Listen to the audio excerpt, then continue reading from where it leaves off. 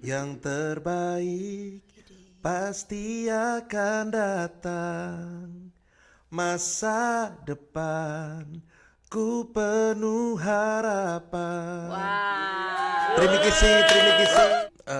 Waktu dibawa ke rumah sakit tuh, pokoknya seingat aku mama cerita, aku divonis dokter udah nggak ada karena keracunan putau. Jadi divonis udah meninggal gara-gara Denyut keracunan tadi putau. semua udah nggak Nggak ada. Orang udah ditutupin kok.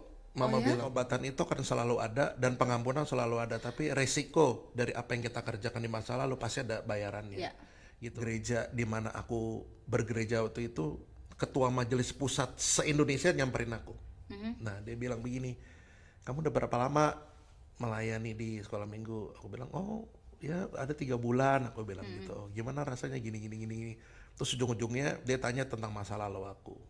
Di akhir pembicaraan kita dia bilang, mulai minggu depan nggak usah pelayanan lagi.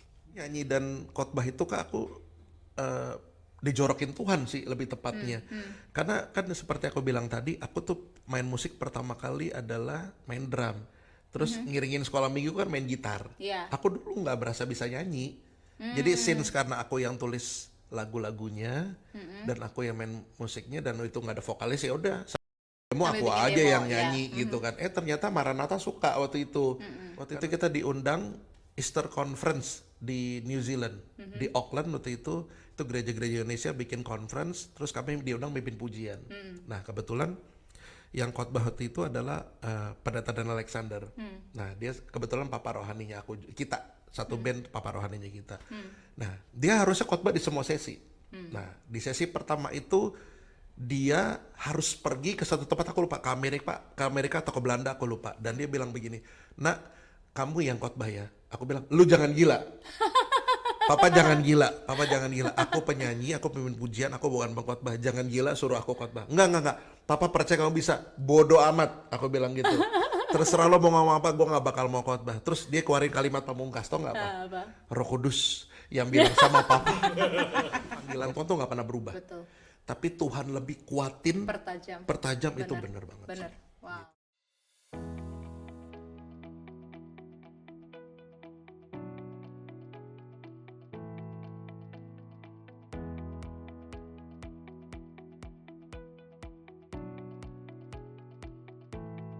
Hai semuanya, welcome back to ILC Podcast. Kembali lagi bersama saya Marina Stefan dalam episode kali ini kisah inspiratif. Yeay!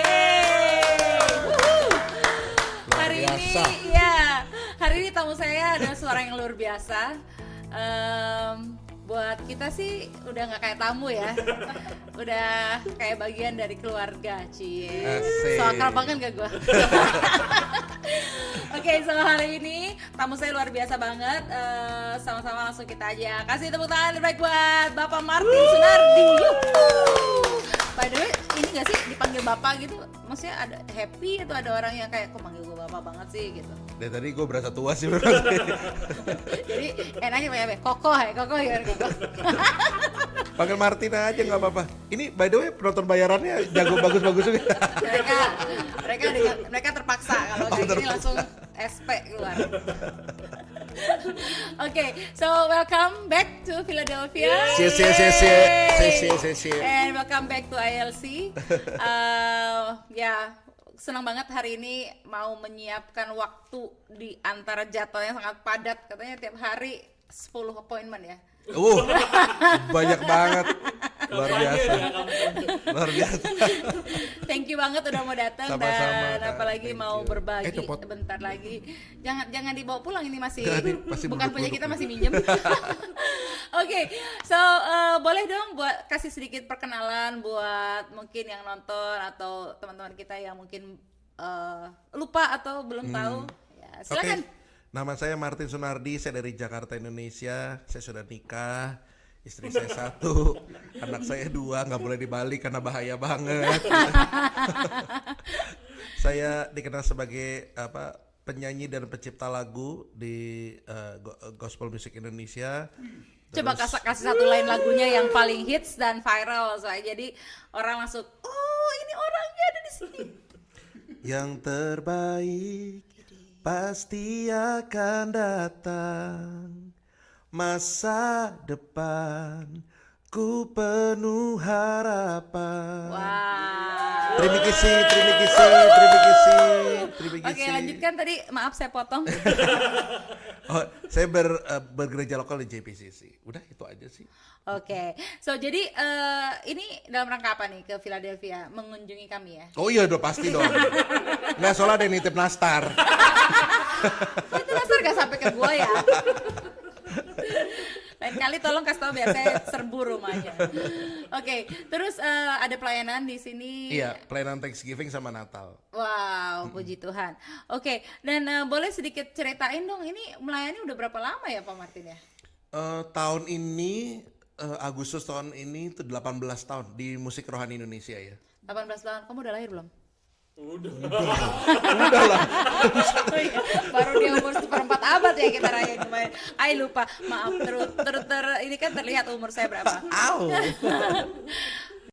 Tahun, wow. Emang dulu sebelum menjadi seorang Martin yang melayani penulis lagu dan lain-lain, dulunya apa, ngapain dan pernah bekerja kah atau apakah gitu? Martin Luther. Masuk. Bisa ya? Bisa. Dulu sebelum masuk di industri musik ya, setelah bertobat kerjaannya ini jadi full timer gereja dulu. Bertobat tahun berapa? 2001. 2001 tuh umur berapa ya? Pokoknya itu 23 tahun yang lalu, sekarang aku 43. Aku lebih tua guys. Iya. Oke. Berarti berapa tuh ya? 19 dong. 19 lebih jago kalau soal hitung-hitungan. Kalau cewek mah cewek jadi lawan kalau soal hitung-hitungan lebih jago Ya, memang. 20 lah. 19-20 lah ya. Wow. Tapi berarti sebelumnya emang udah pernah punya cita-cita aku mau jadi hamba Tuhan atau kepengen ngelakuin yang lain? Enggak sih. Dulu waktu kecil pengen jadi anak band aja, ngeband dulu karena memang sempat ngeband. Sempat.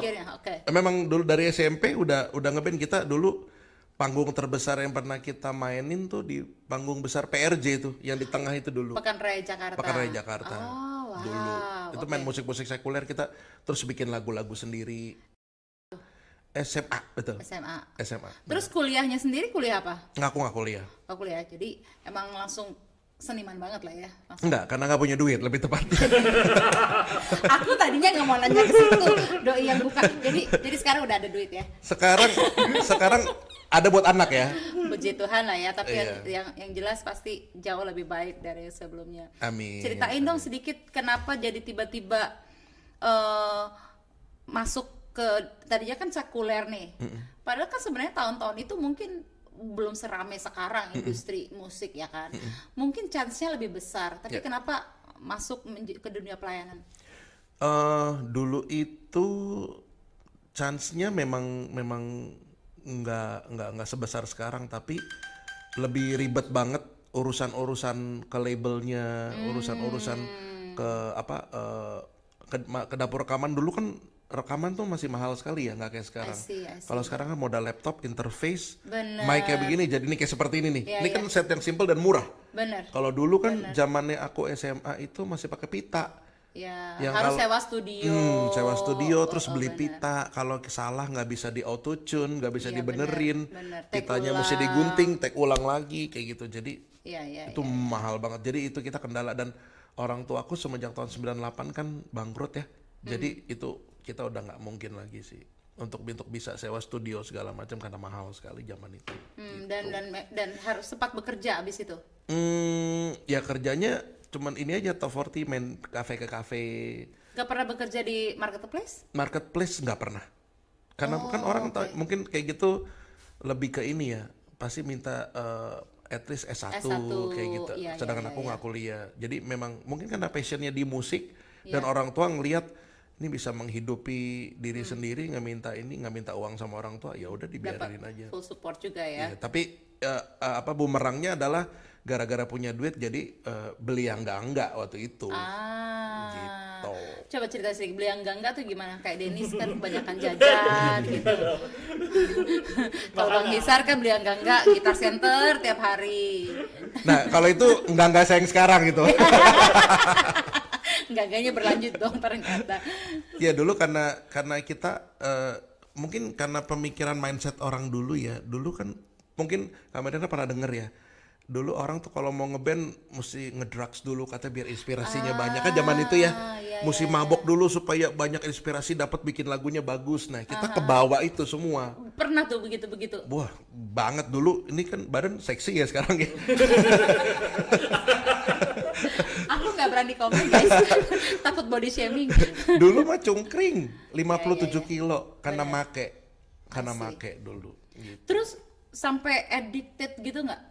Sangat, karena kebetulan bandar gede sabu-sabu tuh di belakang rumah dan aku main sama anaknya dari kecil. Supply lancar. Lancar jaya, lancar dari.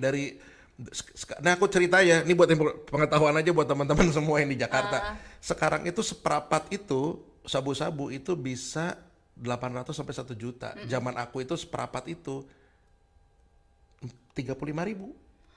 Oh, dan berarti sangat terjangkau ya. Dulu itu masih awal-awal gitu. Dulu kita kalau beli 1 gram tuh harganya 120.000 gitu. Kalau sekarang 2 juta, 3 juta gitu. Jadi ya zaman itu sangat murah sekali. Jadi accessible banget ya. Sangat. Dan punya akses anaknya lagi kan langsung kan. Jadi kadang-kadang, jadi kalau di dunia yang seperti itu kadang-kadang kalau ada yang beli tuh yang jadi calonnya tuh suka suka ngambilin tanpa terketahuan. Nah diambil itu dikumpul-kumpulin bisa dipakai bareng-bareng. Dulu kayak begitu kita. Pernah ikut jualan juga? Ikut jualan juga dulu. Jualan, pakai juga. Jadi tekor. Tekor karena pakai juga kan soalnya kan. Bener. Itu berapa lama kayak gitu? Wah, aku pakai dari SMP Kak. Dari SMP sampai tahun 2000. Aku SMP itu tahun berapa ya? 92, 93 ya. Sampai tahun 2000. Oke. Terus akhirnya sampai bisa berhenti gimana? Aku overdosis puta waktu itu. Jadi sebetulnya titik balik aku tuh cukup unik ya. Karena waktu aku overdosis puta itu aku dinyatakan dokter udah nggak ada. Ini udah Kristen nih waktu pakai ini. Dari kecil udah Kristen ya? Okay. Udah Yesus banget lah dulu lah. Udah gitu. haleluya tapi haleluya. sambil make. Tapi ya belum, ya itu dia. Jadi Kristen belum tentu kenal Yesus kan. Betul. Gitu. Karena memang juga udah lahir dari keluarga Kristen jadi kayak otomatis gitu. Ya kita kan memang nggak bisa pungkirin ya anak-anak kita sampai sekarang tuh kan masih ngikut kita. Bener. Gara-gara apa yang kita tunjuk dia ngikutin apapun kita yang ngarahin gitu. Makanya di Kristen aku setuju banget kenapa masih kecil nggak dibaptis karena mereka belum ngerti. Betul. Gitu makanya diserahkan kepada Tuhan aja. Nanti mereka udah gede baru. Nah aku dulu. At least dia udah punya kesadaran sendiri. Betul lah gitu. Nah aku dulu cuma tahu Yesus tapi nggak kenal Yesus. Makanya kayak gitu. Iya. Terus tadi pas Ode gimana? Iya jadi waktu dibawa ke rumah sakit tuh pokoknya seinget aku mama cerita aku divonis dokter udah nggak ada karena keracunan putau. Jadi divonis udah meninggal gara-gara keracunan putau. Udah nggak ada. Orang udah ditutupin kok mama bilang. Terus gimana? Nah justru tapi titik baliknya ketemu bisa balik lagi ya maksudnya bertobat segala macam. Justru aku di saat aku dalam keadaan kata orang mati itu aku ngelihat ada terang banget dan tangan terbuka yang which is aku percaya itu Tuhanku. Tuhan jadi Yesus. Pada saat lagi ngalamin near death experience itu ya ketemu Yesus secara pribadi. Iya. Terus gimana? Nah sinarnya tuh terang banget dan itu bikin aku tenang waktu itu. Nah tapi tiba-tiba ada kalimat yang keluar sama seperti setelah aku inget-ingetnya aku nggak pernah lupa kata-kata itu. Martin, mengapa kamu menganiayaku? Sama seperti waktu Tuhan ngomong sama si Saulus. Iya. Gitu loh. Nah itu aku dengar terus tiba-tiba mungkin Kamarina sering denger ya zaman tahun 90-an 2000-an kalau orang dapat penglihatan itu kayak ada muncul kayak gambar-gambar ya. Nah itu aku rasain juga. Aku ngerampok orang, nggak gabung di geng motor, hamilin orang, semuanya kelihatan semuanya sampai akhirnya kata-kata yang kalimat yang gak aku pernah lupa adalah hari ini engkau akan hidup kembali dan engkau akan kupakai menjadi alatku sehingga setiap orang yang mendengar perkataanmu akan diberkati. Wow. Itu aku gak pernah lupa. Terus tiba-tiba aku bangun, mulut masih pahit karena ada busa-busanya. Ya, terus mama lagi nangis. Terus tiba-tiba aku panggil mama ketakutan. Ya orang dokter vonis meninggal. Ya udah semenjak dari situ aku mulai berikan hidupku buat Tuhan karena ini kan second chance ya. Betul. Dan ini nggak semua orang bisa dapetin kesempatan itu. Betul. Wow. Gitu. Guys, terpesona apa sih kok nggak ada tepuk tangan? Penonton bayaran. Kerjakan tugas kalian. Penonton sampai kayak gini lupa dia tepuk tangan. Ini cerita hebat. Jadi sejak saat itu akhirnya jadi memberikan hidup sepenuh waktu untuk melayani Tuhan. Iya, tapi kan dengan penuh tantangan ya, pasti nggak mungkin nggak. Kita pertobatan itu kan selalu ada dan pengampunan selalu ada, tapi resiko dari apa yang kita kerjakan di masa lalu pasti ada bayarannya. Ya.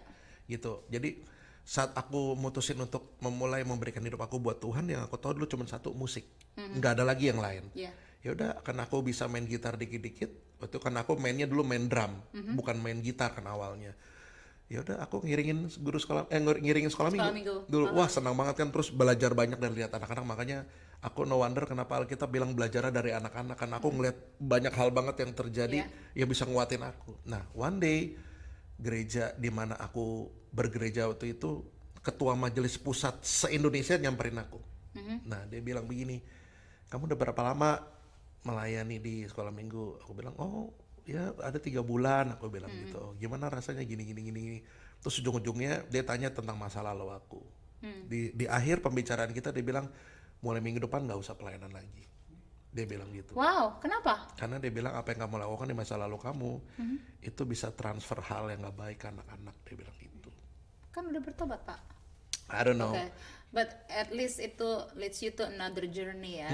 Dulu aku mikirnya tujuan gua buat tobat kan supaya gue dekat sama Tuhan. Betul. Ini malah dijauhin gimana sih, mendingan sekalian gak bener aja. Nah makanya kenapa teman-teman semua yang menyaksikan di sini ya jangan lihat manusianya.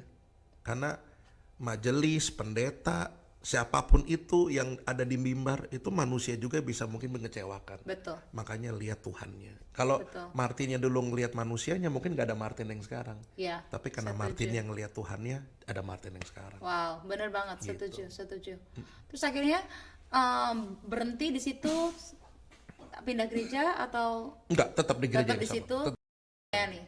Enggak boleh. Lebih Sampai tepatnya. akhirnya melayani lagi? Ada satu pendeta di gereja itu yang pasang badan karena dia tahu mungkin dia ngeliat aku punya potensi ya, mungkin gitu loh.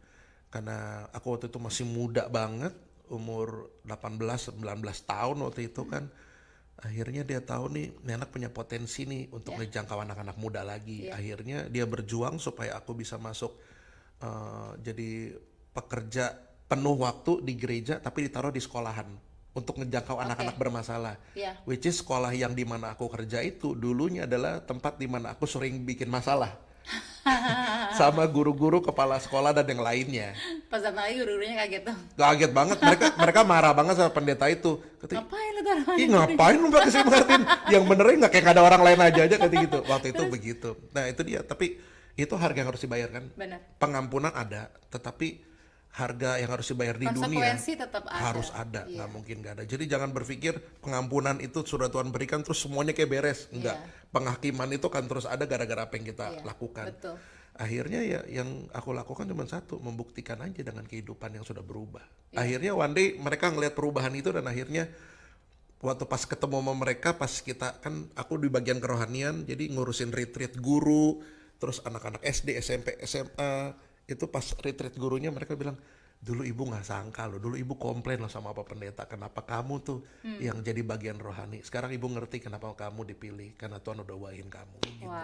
Karena yang paling penting kan bukan apa kelihatan berubahnya, tapi bener-bener berubahnya. Iya, setuju. Gitu. Terus sampai akhirnya menjadikan ini seperti bukan hanya sekedar pelayanan tapi kan jadi karir juga ya kan, karena jadi songwriter dan recording artis juga. Itu mulainya kapan tuh? Aku mulai bikin band rohani itu tahun 2005 waktu itu kita bikin, karena triggernya waktu di gereja itu dulu mereka bikin sebuah project untuk menjangkau anak-anak di sekolah yang aku di mana bekerja itu, bikin KKR waktu itu. Nah, tapi karena gereja di mana aku bergereja itu adalah gereja yang menganggap musik yang paling benar adalah musik klasik. Jadi drum adalah Saiton, gitar listrik adalah Lucifer ya kayak gitu ya. Iya, yang seperti itu. Makanya aku berpikir nih, aku nggak bakal bisa berkarya dengan teman-teman gereja karena pasti nggak bakal disupport. Akhirnya ya aku kumpulin teman-teman di luar gereja dari berbagai macam gereja, terus kita bikin band namanya Inside Band dulu. Dulu kita pernah ke gerejanya Kanala waktu masih di. Aku kayaknya pernah denger deh Inside Band. Dulu kita soalnya pernah konser di ini, di seberang Ciwok dulu apa Kak? Yang diskotik itu?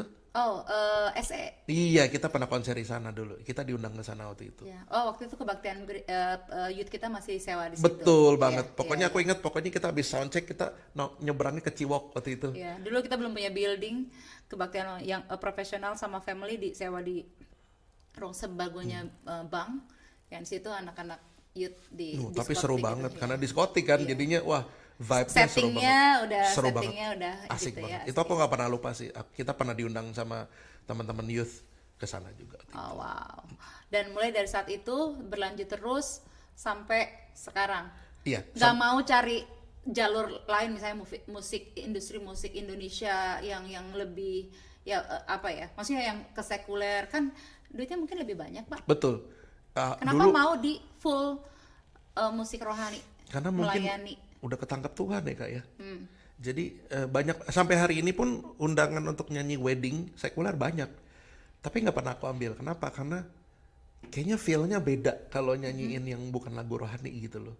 Jadi iya kayak dengerin Sydney Mohede aja nyanyi lagu sekuler kayaknya tetap kayak denger lagu rohani deh. Kayak gitu ya jadinya. Nah, tapi aku feel-nya tuh kayak nggak dapat aja. Tapi kalau diundangnya untuk nyanyi lagu rohani aku ambil pelayanannya. Oke. Gitu. Jadi lebih karena ya udah aku udah sold out buat Tuhan ini Mah ya. Iya, udah pasti kan second chance kan kayak gitu. Jadi orang ngerasain cinta mula-mula terus dapat kesempatan kedua. Betul.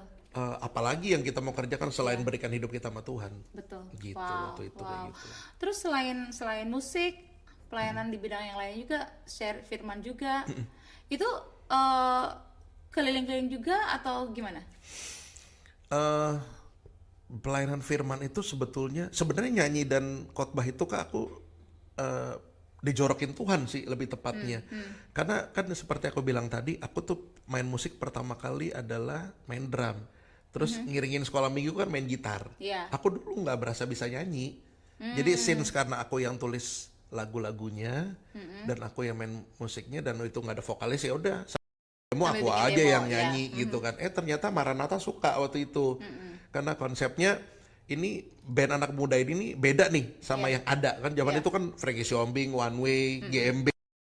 Belum ada banyak band-band anak-anak muda waktu itu kan. Nah, akhirnya kita dikontrak sama Maranatha waktu itu.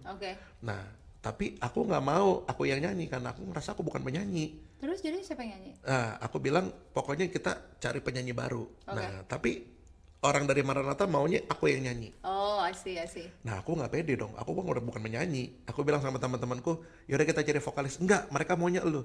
Enggak, gue nggak mau nyanyi. Ya udah, kita udah sejauh ini Tin. Terus lu nggak mau, berarti semua gara-gara lo. Jadi aku berasa dipojokin kan. Nah, yaudah akhirnya yaudah. Pokoknya intinya nanti kalau misalnya udah dapet vokalis, dilihat suara gue, ntar kita masukin suara yang baru. Tapi itu nggak pernah terjadi. Dari saat itu sampai sekarang ya dikenalnya penyanyi rohani. Khotbah pun juga begitu. Jadi waktu itu kita diundang Easter Conference di New Zealand, di Auckland waktu itu gereja-gereja Indonesia bikin conference, terus kami diundang mimpin pujian.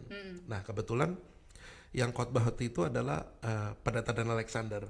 Nah dia kebetulan papa rohaninya kita satu band papa rohaninya kita. Nah dia harusnya khotbah di semua sesi. Nah di sesi pertama itu dia harus pergi ke satu tempat, aku lupa, ke Amerika atau ke Belanda aku lupa, dan dia bilang begini, nak kamu yang khotbah ya. Aku bilang lu jangan gila. Papa jangan gila, aku penyanyi, aku pemimpin pujian, aku bukan pengkhotbah, jangan gila suruh aku khotbah. Enggak, papa percaya kamu bisa, bodoh amat, aku bilang gitu. Terserah lo mau ngomong apa, gue gak bakal mau khotbah. Terus dia keluarin kalimat pamungkas, tau gak apa? Roh Kudus yang bilang sama papa. Roh Kudus yang bilang sama papa, kalau kamu khotbah. Nah saat itu tuh aku coba bicara. Kalau winter di Australia sama New Zealand kan beda sama di sini ya. Iya. Itu kebalikannya. Iya. Kalau di sini kan menuju spring. Iya. Kalau di sana baru mulai tuh. Iya. Dingin banget dong nggak? Iya. Nah tapi waktu itu aku sharing pertama kali, basah banget Keringetan. Padahal lagi dingin. Padahal lagi dingin banget. Nah, gara-gara itu. Jadi aku khotbah dan juga nyanyi. Semua tuh bukan aku yang mau, semua gara-gara dijorokin Tuhan. Dan pada semakin kesini semakin merasa bahwa ini memang panggilan dari Tuhan. Jadi diundang kemana aja asal bisa, berangkat. Waktunya nggak di apa sih nggak tabrakan. Berangkat pasti berangkat. Selalu bawa keluarga apa? Enggak, karena kebetulan anak-anakku masih kecil satu. Terus kedua mereka sekolah. Karena jadwalnya suka betul. Tapi kayak kemarin tahun ini pas mereka libur terus kita dapat berkat, mereka datang tuh ke LA. Kita sebulan di LA ke SF ke Las Vegas liburan gitu. Itu momen yang aku tunggu-tunggu setelah sekian lama aku pelayanan ke Amerika. Akhirnya bisa bareng-bareng sama keluarga. Happy banget. Gitu. Pelayanannya nggak hanya tadi kan ke Auckland, ke Amerika, nggak hanya ke negara-negara luar negeri aja kan, ke desa-desa juga kan. Iya. Kemana aja tuh? Aduh, sampai ke Kupang yang ke pedalaman ya, jadi bukan Kupang kota doang. Kita ke Kupang kota cuma buat makan CI doang waktu itu. Terus kita masuk ke aku tuh baru mau nanya loh guys, kok mau sih pelayan ke luar negeri gitu, tapi dia jawab CI ya. Iya gua tahu pasti dia mau. CI. Gitu. Demi CI. Ada hiburannya berarti kan. Iya benar. Terus pedalaman Kalimantan, terus kita sampai ke Nias, kita sampai ke Bengkulu, terus sampai ke Pagar Alam, jadi ke Sumatera gitu, terus sampai ke kampungnya Bang Kabina di Brastagi nggak sih Kak? Bukan ya? Brastagi mah Ganda. Oh Ganda ya. Aku ke Brastagi terus ke Binjai. Ya muter-muter sih kayak gitu sih. Tapi kalau pelayanan ke pelosok itu kan nggak convenience. Mau. Nah ini yang aku selalu lakukan ya, karena kita mesti akuin seringkali tempat yang nyaman untuk seorang hamba Tuhan melayani itu jadi bumerang untuk si hamba Tuhan yang melayaninya. Kenapa? Karena dari servis gerejanya yang mengundang dan juga perlakuan dari gerejanya yang mengundang juga itu bikin kita kadang-kadang jadi nanti ujung-ujungnya kalau kita nggak dapetin yang udah kita dapetin enak, kita biasanya udah nggak mau dapetin yang lebih nggak enak lagi tuh. Makanya kenapa seringkali tiap kali aku habis pelayanan dari luar negeri, aku cari gereja di pedalaman supaya iya, murniin hati juga supaya balikin lagi motivasinya. Karena seringkali kan kita kan udah terima yang enak ya Kak, udah ada di posisi ini nih, mana mau turun. Nah justru aku sengaja mau turun supaya murniin lagi, dan dimanapun aku ditempatin ya itu harusnya jadi hal yang sama sih. Kualitinya harus sama gitu. Wow. Boleh tepuk tangan guys, ini waktu yang tepat. Ini bagus banget. Nanti angpau ya, atau angpau ya. Terus melayani Tuhan berarti udah berapa tahun tuh? 18 tahun. 18 tahun. Happy terus? Enggak dong. Pengen quit nggak pernah? Pengen quit enggak, tapi jenuh iya. Karena kan melakukan rutinitas yang biasa-biasa aja ya. Terus-terusan kayak begitu. Nah, sambil berapa tahun belakangannya aku sadarin ternyata aku tuh udah nggak mau diundang nyanyi sekarang.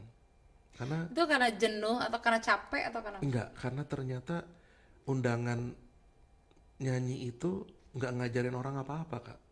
Apa yang diajarin? Lompat-lompatan, teriak-teriakan, nyanyi doang. Pulang bawa apa? Udah begitu doang. Aku lebih mau kalau diundang nyanyi harus ada workshopnya. Jadi ada sesuatu yang dibagiinnya, equipping.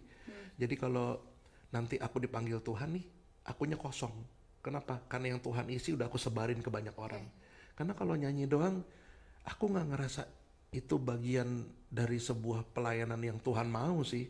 Karena cuma bikin orang senang doang, hura-hura doang gitu. Tapi kan banyak juga yang dijamah Tuhan saat menyembah, saat ini. Kan nggak harus dalam sebuah konser. Kalau kita menyembah Tuhan dalam sebuah konser lebih kusyuk daripada kita menyembah Tuhan di rumah, berarti ada yang masalah tuh sama penyembahan kita. Penyembahan kita harusnya fokusnya cuma satu, Tuhan, bukan musiknya, bukan suaranya, bukan pertunjukannya, tetapi cuma Tuhannya doang. Setuju. Harusnya itu doang. Makanya gara-gara aku tahu kebenaran itu, setiap kali diundang kesaksian pujian aku tanya, ada workshop gak? Kalau nggak ada workshop aku nggak mau. Aku bilang gitu karena udah punya ini ya visi yang berbeda dalam melayani. Kalau dulu kan seneng ya ditandatanganin, diajak foto bareng, wah kan happy banget kan awal-awal gitu ya. Tapi buat aku Terus what the point? Dapat foto sama gua, ditandatanganin gua tuh buat apa? Lu orang udah pada foto tanda tangan belum? Udah bosen mereka, ngapain ini? Ngapain katanya. Terus. Ya, jadi aku apakah? Gue lupa minta tanda tangan. Jadi semenjak saat itu ya Tuhan lebih pengen gerakin aku untuk ada sesuatu yang aku mau kerjakan cuma sekedar nyanyian. Jadi paling equipping, terus nyanyiannya adalah bagian dari praktek apa yang dari aku sudah ajarkan gitu loh. Itu buat aku lebih bisa ngasih sesuatu dibanding cuma sekedar perayaan. Jadi semakin kesini Tuhan mungkin semakin pertajam panggilannya, nggak hanya sekedar leading worship tapi juga teaching ya. Betul, aku setuju sama Kak Marina karena buat aku panggilan Tuhan tuh nggak pernah berubah. Betul. Tapi Tuhan lebih kuatin, pertajam itu benar banget. Bener. Sih. Wow, Gitu. wow. So far nih, 18 tahun. Ya.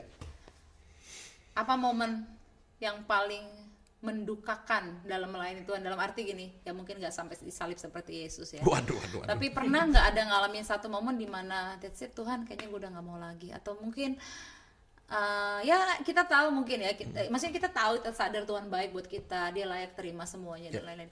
Tapi again kita manusia yang ada mungkin kekurangan, kelemahan, dan ada masa di mana kita benar-benar mungkin burn out, exactly.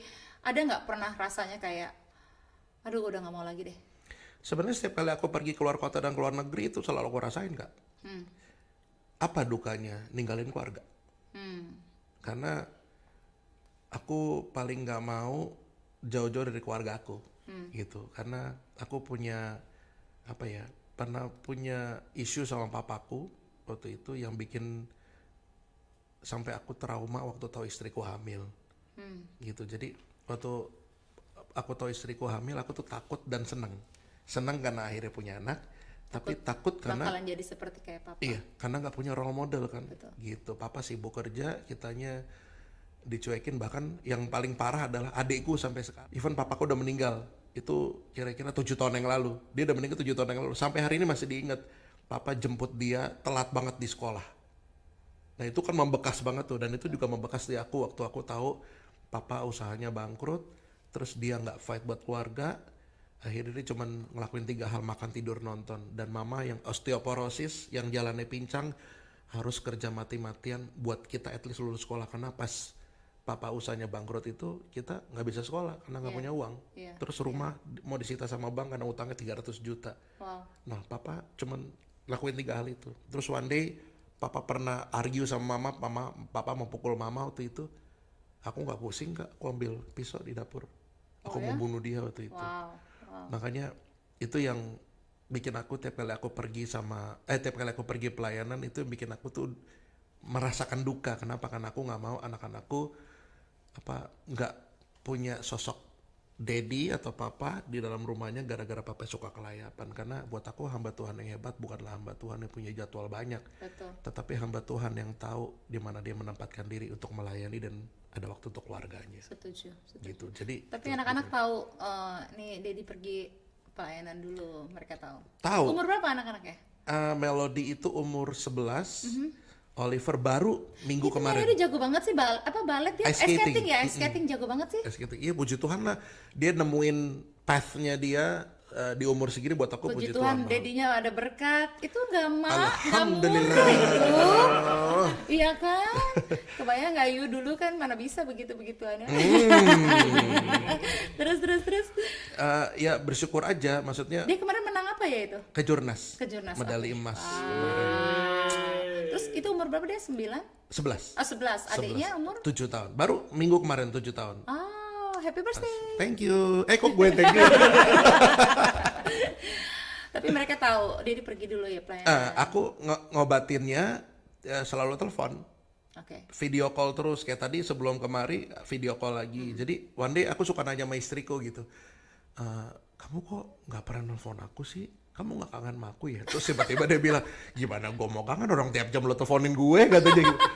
Kenapa? Karena aku tuh pengen walaupun kita jauh, tapi kita tetap dekat berkomunikasi. Makanya kita bersyukur ada teknologi ya. Nah teknologi kita manfaatin ya buat nge-reach orang-orang yang kita sayangin, gitu loh. Kayak tadi pagi pas dia lagi sekolah, Daddy when you gonna come home, dia bilang aduh itu kan bikin kita ngeringis Iya, ya. iya. Ya tapi ya mau nggak mau kita mesti ngelakuin panggilan ini. Jadi Natal sampai tanggal berapa? Jadi pas hari Natalnya udah pulang atau masih di sini? Aku cuman undangan Natal itu tanggal 8 Desember. Oh, I see. 11 aku pulang, 15 udah ada pelayanan di Jakarta. Jadi harus pulang memang. Ya. Berarti at least mereka Natal, dedinya udah di rumah ya. Aku selalu usahain Di Natal hari-hari besar. setelah Natal tuh aku udah ngambil pelayanan. Karena aku harus bagi waktu sama keluarga. Nah itu dia, kita harus tahu when to say no. Yes. Karena nggak semua yang kelihatan rohani itu dari Tuhan. Betul. Gitu, makanya itu semua kita juga mesti tahu nih, kita ada pelayanan di luar, sekarang saatnya kita pelayanan di dalam. Kayak gitu. Sekarang udah mungkin network udah semakin besar, kesempatan terbuka semakin banyak. Masih tetap mau melakukan apa yang dilakukan atau berpikir untuk gue pindah jalur nih kan? Maksudnya sekarang peluang mungkin lebih besar dan segala macam. Sekarang yang aku pikirin Kak, udah nggak mau mikirin gedein namanya Martin, karena Martin udah ngerasain itu semua dulu. Iya. Sekarang tugasnya Martin cuma satu, nyiptain generasi penyembah yang baru. Makanya tiap kali aku pergi kemana-mana, aku sambil lihat-lihat nih, wah ini bagus nih, boleh nih, aku ajakin duet. Wah ini boleh, ntar aku ajakin kesempatan. Jadi di saat aku mentorin tim presiden worship gereja-gereja juga, ya itu salah satu bagian dari mana aku tuh meneruskan estafet yang Tuhan kasih ke aku ke generasi di bawah. Ngajarin kebodohannya Martin jangan dilakuin, terus ngajarin pengalaman-pengalaman untuk di-sharing, terus mentorin mereka bahwa pelayanan terpenting itu adalah pelayanan untuk mencari wajah Tuhan instead of di panggung. Karena yang di panggung itu nggak jauh lebih penting daripada mencari wajah Tuhan. Karena waktu Yesus datang ke rumah Marta aja kan dibilang Maria adalah orang yang ngambil bagian terbaik kan, which is mencari wajah Tuhan. Makanya itu aku selalu tanamin ke setiap gereja-gereja aku layanin, kita mesti ingat bahwa orang yang melayani belum tentu kenal Tuhan. Betul. Tetapi orang yang kenal Tuhan sudah pasti melayani Tuhan. Makanya fondasinya tuh mesti benar dulu. Jadi sekarang aku fokusnya siapin generasi penyembah yang baru supaya mereka bisa dapat kesempatan. Kalau dulu ada satu orang yang ngasih kesempatan buat aku supaya mentorin lah ya, namanya Frankie Sihombing. Mentorin aku abis-abisan, gembleng aku abis-abisan. Nah sekarang saatnya Martin mentorin yang di bawahnya Martin belum kedengaran supaya dia jadi kedengaran dan dia dipakai Tuhan lebih luar biasa. Sekarang lebih ke sana sih. Gitu. Wow. Biasa di luar. Terima kasih. Untuk menutup nih. Cepet amat sih, nggak seru.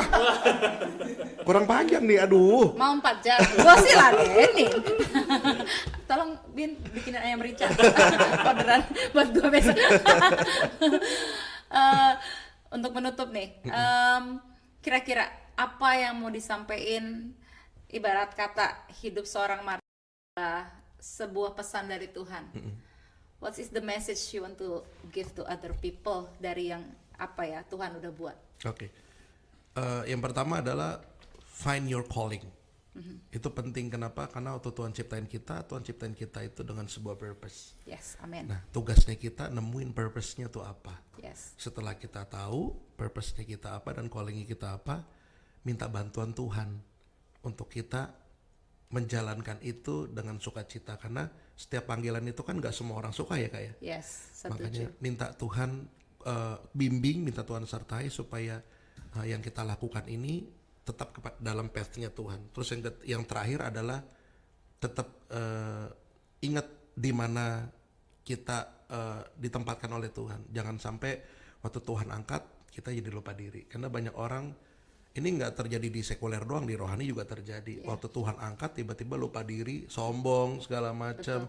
Tadinya napak di tanah tiba-tiba sekarang ngambang di udara. Iya kan, jadi terbang-terbang begitu. Nah, itu aja. Pokoknya ingat, Tuhan bisa pakai siapa aja. Jadi waktu lo macam-macam, ya Tuhan bisa nggak pakai lo lagi. Dan segampang itu sebenarnya. Yes, setuju banget.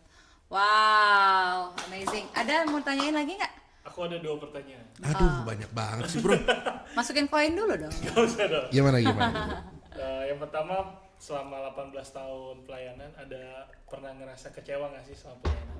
Widih, Aduh, berat. nih gereja gini amat. Aduh, berat. Pendetanya gak asik nih. Aduh. Majelisnya apaan nih? Oke. Ada. Itu pertanyaan pertama. Oke. Jadi satu dulu, ntar gue lupa. Ya.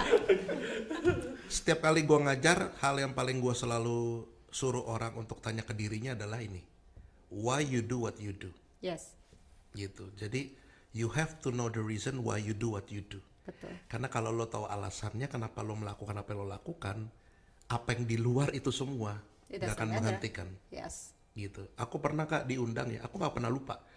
Karena nih 2 bulan berikutnya setelah aku nikah, aku nggak pernah lupa. Kejadiannya 10 Januari 2003. Tahun aku. Hah, serius Kak? Iya.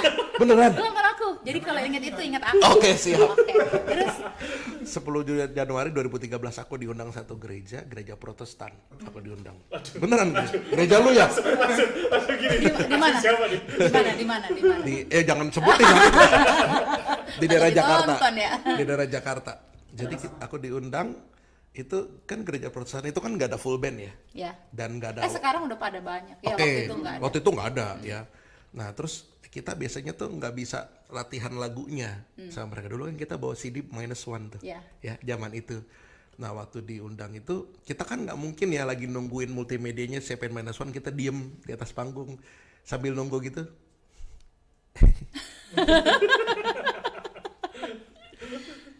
Masih belum Bu. Terus diem lagi nggak mungkin dong. Jadi kita kesaksian kayak ngejelasin lagunya tuh behind the song, behind the story-nya apa seperti itu. Oh, ini dia di atas panggung. Di atas panggung udah bro. Panggung tapi multimedianya belum Belum. ready. Zaman dulu CD kan mesti perlu Play. buka dulu ya Iya, kan, terus masukin dulu, terus dia ngeburn dulu, terus biasanya tuh di save karena kalau dari CD kadang-kadang suka macet. Iya. Kadang-kadang kayak begitu zaman itu. Nah, tiba-tiba penatuannya datang nyamperin. Di depan ratusan orang, dia nunjuk-nunjuk aku Kak, kayak begini nih. Nggak usah ngomong. Pokoknya kalau belum selesai musiknya nggak usah ngomong. Kalau udah mulai nyanyi baru dia keluar. Di depan ratusan orang tunjuk-tunjuk. Beneran loh. Nah bayangin kalau sampai aku nggak tahu alasan kenapa aku melakukan ini semua, percaya deh aku pasti kecewa. Tapi karena since I know apa yang aku lakukan ini alasannya, jadi aku ngerasa apa yang di luar aku itu nggak akan bikin aku sampai gimana-gimana. Karena kalau kita tahu alasannya kita apa, orang mau ngomongin kita nggak dapat pujian, kita nggak dapat apa-apa, kita akan tetap melakukan karena kita tahu ini kita melakukan ini karena Tuhan yang suruh kita. Itu kan tadi pendeta gereja yang penatua gereja yang ngundang. Dennis bilang sama pemimpin sendiri pernah nggak kecewa? Pemimpin sendiri enggak sih. Baik loh dia. Enggak sih. Atau nggak ngerasa? Iya. Enggak. Jadi Atau karena mungkin jarang ke gereja. jadi ya udah. Iya, orang tiap minggu kelayapan mulu gua. Setelah melayani, pernah nggak ada kayak mungkin nggak serak atau apa gitu sama Pasti pemimpin? dong. Pasti Pernah. pasti ada aja kalau serak, tapi kan sekali lagi kita tuh belajar submit ya. Yes. Karena kadang-kadang gini loh, pengalaman yang Tuhan kasih ke pemimpin kita kan jauh lebih lama dibanding kita. Seringkali kita bilang no kepada sesuatu yang kita sebenarnya nggak ngerti juga, pada sesungguhnya mungkin Tuhan pakai pemimpin kita buat ngajarin kita sesuatu. Yes. Iya dong, seringkali seperti itu. Nah, jiwa anak muda kadang-kadang kan mudah memberontak ya. Gara-gara, wah kenapa sih kok dilarang-larang, padahal sesungguhnya bukan dilarang. Sebenarnya pemimpin kita bukan cuma ngarahin kita gitu loh, seringkali. Nah, itu yang kadang-kadang bikin aku tuh belajar submit gara-gara itu, karena mungkin Tuhan bicara kepada pemimpinku buat aku, karena mungkin aku nggak dengar secara langsung dari Tuhan gitu. Ya, aku belajar itu aja. Kalau kecewa pasti pernah kecewa, tapi belajar untuk apa ya? Untuk bisa submit sama mereka. Kayak Wow. gitu. Pertanyaan kedua Dennis. Yang kedua, Terjawab nggak Dennis? Jawab dong. Jawab ya. Pengen kedua mungkin untuk anak-anak muda yang lagi nonton, mereka mau melayani tapi nggak tahu mau mulai dari mana. Kalau sering ngadain workshop kan harusnya, maksudnya ada tips and trick nggak sih, kasih tahu anak-anak muda, kamu tuh pelayanannya harusnya bukan jadi pemain musik, tapi mungkin jadi usher, atau mungkin suara kamu gimana ya? Kurang. Nah, ada tips and trick nggak kira-kira? Oke, ya tadi itu gue tiap kali ngomong sama anak-anak muda yang mau pelayanan, gue selalu tanya passion kamu apa, karena calling kita biasanya berhubungan sama passionnya kita. Betul. Nah, passion itu apa sih? Sesuatu yang kita kerjakan walaupun orang nggak ngeliat, walaupun kita nggak dapat pujian, walaupun kita dihina-hina, walaupun kita difitnah, kita tetap We do it ngelakuin. anyway. Ya, itu passion. Nah, you have to find your own passion. Karena kalau kita tahu passion kita di mana, kita akan mudah melakukan apa yang kita mau kerjakan. Contohnya, lu nggak bisa main musik bukan berarti lu harus main musik. Karena pelayanan yang terbaik itu bukanlah yang selalu terlihat, tapi yang berdampak. Sama barusan tuh aku pergi ke toilet yang ada panggungnya itu tuh. Tinggi banget. Baru kali ini gua di toilet. Jadi di sini di toilet pun kamu akan merasa di atas panggung. Gokil banget. Begitu. Handphone. Oh, handphone nggak apa-apa. Terus Jadi aku nggak tahu yang bersihin siapa toiletnya. Tapi yang orang lakukan itu berdampak buat aku. yang bersihin itu yang suka main keyboard di bawah. Siapa tuh? Siapa lagi? Luar biasa. Pelayanan panggung sampai ke WC dia mah. Memang hatinya di toilet ya kayaknya. Hatinya di sini. Oh, di sini. Di rumah Tuhan. Dia maksudnya aku nggak tahu Bang Isar yang bersihin kan. Tapi apa yang Bang Isar lakukan walaupun aku nggak tahu yang dia siapa yang ngerjain, itu berdampak. Yes. Karena buat aku harusnya pelayanan tuh nggak harus selalu terlihat, Betul. tapi berdampak. Dulu aku 2005 Kak, 2006 waktu pertama kali kita di kontrak Maranatha, aku tuh selalu pengen banget terkenal. Kenapa? Karena kalau orang terkenal di ngomongin orang bakal denger. Iya. Tiba-tiba 2008 pergi ke pedalaman Kalimantan pertama kali. 2 minggu, jangan sedih. 2 minggu di pedalaman Kalimantan. Itu masuk sampai ke dalam-dalam, naik sampan sampai yang nggak ada listrik, sampai nggak ada signal segala macam. Pulang dari sana, prinsip aku berubah. Lebih baik nggak dikenal tapi berdampak daripada dikenal nggak punya dampak apa-apa.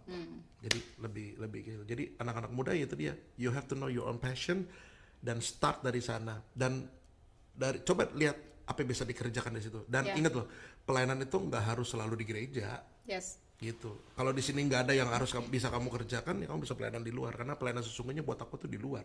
Karena Yesus itu nggak banyak-banyak di dalam gereja.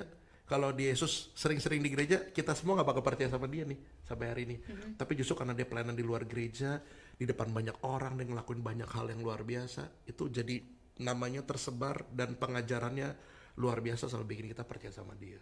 Gitu. Percuma kita jago di sini tapi di luar tumpul kan? Yes. Harusnya kita dapetin di sini, kita pakai di luar. Ya, Aku selalu pikir nih, dari dulu prinsip aku gereja itu charging station. betul. Setuju. Jadi setelah kita diisi penuh, ya cabut chargernya jadi berkat di luar sana dipakai. Ya. Jangan sampai kerjanya di gereja mulu, doa terus, doa ini, terus komsel ini, semua di gereja sampai akhirnya di luar kita nggak pakai apa-apa. Itu orang Farisi sama ahli-ahli Taurat. Betul. Cuman jago menghakimi orang lain. Yes. Gitu. Begitu Bapak Dennis yang terhormat. Ada lagi? Tumen-tumen lu Bang Isan. Aduh. Lu mau jawab nggak pertanyaan ini? Kalau enggak, Kata Pak Martin, ntar aja di rumah kita ngobrol meja makan heran. apa? Apa? Mau Kenapa, nasar? Bang? Nasar lagi. Bukan. Ini masalah pelayanan tadi hampir sama sih dengan hanya ketika ada orang ingin melayani. Terus kita tahu nih kualitasnya seperti apa. Iya. Terus dia ngeluarin bahasa sakti seperti bahasa sakti Pak Alexander. Roh Kudus berkata padaku kan. Waduh, berat tuh. Nah, ini si misalkan orang ini mengatakan, tapi kan aku ingin melayani Tuhan Yesus. Yang penting aku melayani Tuhan Yesus. Nah itu untuk bukan mengkontak entek yang negatif ya, maksudnya bagaimana sikap kita merespon seperti ini. Karena kita tahu kualitasnya. Oke. Ivan udah senyum-senyum. Oke. Ini kan Bang tahu. Oke. Untuk bukan mengkontak entek. Yang lagi nonton, ada kali yang lagi nonton. Oke. Jadi gini. Bahasa sakti seperti Dulu ya, aku selalu ngerasa hati tuh paling utama, gitu. Dan skill tuh nggak penting. Tapi one day tiba-tiba Tuhan kasih hikmat. Aku diingetin kalau pacar anakku nanti datang nyamperin aku mau minta anakku jadi istrinya. Nah, bayangin Bang, kalau nanti abang punya anak nih ya, terus tiba-tiba calon mantu abang nih bilang nih, Om saya mau nikahin anak Om. Oh iya, terus pasti kita nanya dong, kamu kerja apa? Iya dong, wajar dong. Kita nggak mungkin dong naruh anak kita sama orang yang nggak jelas masa depannya dong. Terus dia bilang, oh saya nggak kerja Om, tapi saya punya cinta loh. Beneran loh, saya cinta banget loh. Saya akan kasih semuanya cinta yang saya miliki untuk anak Om. Kira-kira bakal dikasih nggak nikah sama tuh orang si cumi goreng itu? Kasih nggak? Enggak kan? Karena kita nggak bakal ngasih anak kita sama orang yang sama hidupnya sendiri aja nggak bertanggung jawab. Gitu loh. Sama juga dengan melayani Tuhan. Hati itu adalah modal yang terbaik yang kita bisa punya. Yes. Tapi kalau kita nggak upgrade skill kita, itu kita nggak ngasih terbaik buat Tuhan. Jadi ya, untuk orang-orang yang mau melayani Tuhan tapi nggak mau upgrade skill mereka, ya kita mesti ingetin mereka bahwa ngasih yang terbaik buat Tuhan itu juga artinya upgrade skill. Kenapa? Karena handphone lu aja tiap kali ada notifikasi untuk kita upgrade iOS-nya, itu kita selalu upgrade kok. Masa diri kita untuk melayani raja segala raja yang memberikan segala sesuatu buat kita nggak mau upgrade ngasih yang terbaik. Sampai hari ini saya masih belajar, Kak. Setuju.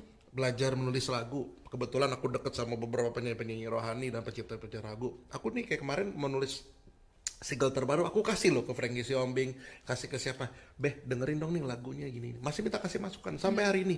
Jadi bukan berarti kita udah dikenal dan kita pelayanan kemana-mana, bukan berarti kita tuh nggak perlu minta pendapat dari orang lain gitu. Karena masukan dari orang lain tuh penting banget. Nah itu pengen terus belajar. Nah hal-hal itulah yang sekarang generasi sekarang nggak milikin. Kenapa? Karena mereka merasa mereka gampang bisanya. Memang bener sih sekarang untuk mempelajari segala sesuatu gampang. Dengan nulis lagu bisa pakai AI, Bos, kan? Nah, itu dia, betul banget. Iya lagi. Baru kemarin. Lu tinggal masukin aja lu mau lagu topik apa. Betul. Gitu ya. Tapi Apa kan, kabar Martin Sunadi nah, nulis lagu dari zaman. Tapi gini Kak, masalahnya gini, robot itu nggak bisa menghasilkan sesuatu yang pakai hati. Betul. Karena aku percaya waktu kita nulis lagu dari hati akan menyentuh hati-hati mendengarnya. Betul, juga. setuju. Gitu, makanya kayak tadi Bang Isar kalau nanya gimana ngasih taunya, ya mesti kasih tau dia kalau mau ngasih yang terbaik buat Tuhan ya mesti belajar upgrade skill setuju, terus. setuju banget. Sampai Siapa Bang? Nanti saya yang kasih tahu. Sampai berapa lama? Maksudnya Misalkan kan harus Sampai kita berapa udah lama? mengarahkan harus begini, maksudnya bukan harus yang hati, maksudnya lu upgrade. Nah misalkan nih aku yang mau belajar, aku taunya sampainya A terus sebenarnya itu sampai bertahun-tahun contohnya. Nah itu bagaimana? Apa kita harus mengkat itu orang atau bagaimana? Takutnya bumerang juga kepahitan. Oke. Siapa Bang? Nanti aku yang kasih tahu. Berarti kekecewaan lagi. Balik lagi ke pertanyaan kecewa. Itu maksudnya mengkotak-kotak yang positif gitu. Oke, gini aja. Kita lihat dulu sebagai pemimpin, kita kan pemimpin ini. Sebagai pemimpin kan kita percaya ya pemimpin kita itu tuh bukan manusia yang pilih, tapi Tuhan. Terlepas hasil dari apa yang dia omongin itu nanti benar atau salahnya. Itu kadang-kadang kan yang salah juga Tuhan bisa pakai juga untuk bisa jadi benar ke depannya. Iya dong, itu juga bisa gitu. Nah, paling kita sambil lihat kira-kira memang dia capable-nya di situ atau enggak. Kalau enggak ya kita sebagai pemimpin kita mesti berani speak up. Kamu nggak di sini. Yes. Kamu nggak di sini dan kamu perlu tempat yang lain. Cariin kira-kira yang paling cocok buat dia yang mana di tempat ini. Gitu. Betul. Jadi kadang-kadang anak muda kan terlalu banyak yang mereka kerjakan ya, apalagi anak-anak muda zaman sekarang tuh butuh pengakuan. Betul.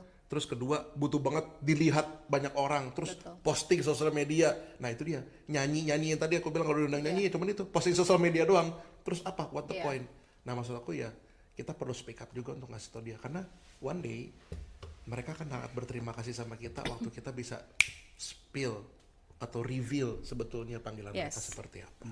Emang pelayanan musik ini emang agak tricky sometimes ya. Orang kalau kadang gampang terjebak untuk melihat ini kayak soft spot untuk bisa ada di under the highlight gitu kan. Ya. Tapi one day aku pernah ada satu orang ikut audisi. Kita di Bandung ada audisi kalau mau masuk tim praise worship. Pengen banget jadi singer. Pas sudah nyanyi aku bilang aku bukan singer yang terbaik tapi aku tahu orang bisa nyanyi apa enggak. Jadi aku bilang kayaknya kamu nggak dinyanyi deh. Wah kecewa banget, marah-marah, ngamuk, kecewa, kepahitan. Gak gampang sih memang. Iya emang. Tapi ya karena akhirnya aku bilang sama dia bilang you know what, cari something yang aku tahu kamu interest di musik, tapi kan musik luas, nggak hanya nyanyi. Jadi it doesn't have to be a singer. Coba instrumen nggak bisa, tapi kamu dia kupingnya bagus, walaupun dia nggak bisa, dia nyanyi tapi nggak he's not a singer aja. Sampai akhirnya coba jadi soundman, dan today dia jadi bukan cuma soundman di pelayanan di gereja, jadi profesional sound engineer. Jadi memang sometimes perlu resiko juga di awal ya, untuk kita mengambil resiko. Mungkin orangnya nggak bakalan dengan mudah terima ya. Benar di awal. Iya benar. Tapi itu dia belajar submit sama pemimpin yang aku pikirin karena mereka tuh punya pengalaman jauh lebih banyak dan mereka memulai pelayanan jauh lebih dulu kan dibanding kita semua. Itu bisa jadi sesuatu yang kita bisa pelajari juga sebetulnya. Dan harus berbesar hati juga. Maksudnya orang melihat kan dari point of view yang beda. Nah, ini dia kesulitan kita Kak sebetulnya untuk ngasih masukan sama generasi sekarang. Bener. Karena generasi sekarang itu generasi yang menye-menye. Baperan. Baperan, bener. Itu mesti pelan-pelan banget. Tapi sesekali lagi. Generasi strawberry. Betul. Di luarnya bagus, dalamnya lembek kan. Pasti pencet. Tapi sekali lagi kita nggak bisa untuk selalu lembek. Ya. Kadang-kadang kita perlu keras juga. Dia bukan strawberry sih, dia udah jadi milkshake. Serem. Karena udah terlalu diproses sama Tuhan. Pontang pantingnya Michelle. Luar biasa, nggak bisa. Strawberry milkshake. Ya, setuju. Benar. Itu memang kekurangan generasi yang sekarang gitu. Susah terima masukan. Gila dari dikasih tahu ngambek. Itu anak-anak zaman sekarang seperti itu. Tapi ya kalau kita nggak berani speak up buat mereka, one day mereka nggak bakal nemuin apa yang strength-nya mereka. Gitu. Ya, betul. Ada lagi Dennis? Nanti kamu marah-marah kalau ngeditnya kepanjangan. 53 menit guys. Ya, kan? Ini 53 menit belum diedit. Oh enggak, kemarin gini. Ini udah diedit aja masih 45 menit. Ada lagi nggak guys? Kak Bina mau nanya apa? Ntar gue tanya Roman. Iya.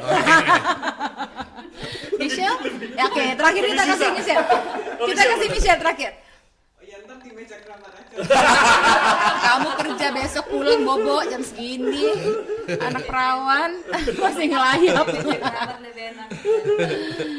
Udah nggak ada lagi nih. Ada lagi nggak mau ditambahin sebelum Mungkin kita tutup? Oh, oke. ada next apa nggak yang belum tercapai? Oh, ya. Apa? Aku The next. 2 tahun lagi aku mau bikin konser 20 tahun. Widih. Di Jakarta. Didoain ya Amin. supaya Kita kejadian karena konsepnya 20 tahun ini mau live recording. Wow. Gitu, didoain. Ini butuh dana yang gede, butuh komitmen, butuh stamina yang bagus juga karena live recording kan beda sama rekaman biasa. Betul. Ya. Kita pasti akan pecicilan ke sana ke sini, terus ngomong, terus sharing juga gitu. Didoain aja supaya semuanya bisa berjalan dengan baik insyaallah.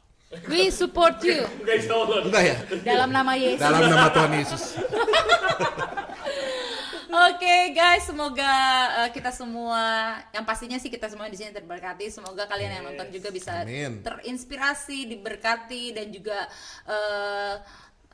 lebih semangat lagi untuk mencari panggilan Tuhan dalam hidup semuanya dan menjadi maksimal di sana. Yes. Oke, thank you banget sekali lagi Pak Martin udah datang ke sini. Nanti kalau kesini lagi kita bikin episode berikutnya ya. Alright, jangan lupa di subscribe, like, share dan komen. Yes. Ya semakin banyak lagi orang bisa diberkati melalui ALC Podcast. See you guys, Tuhan berkati ya.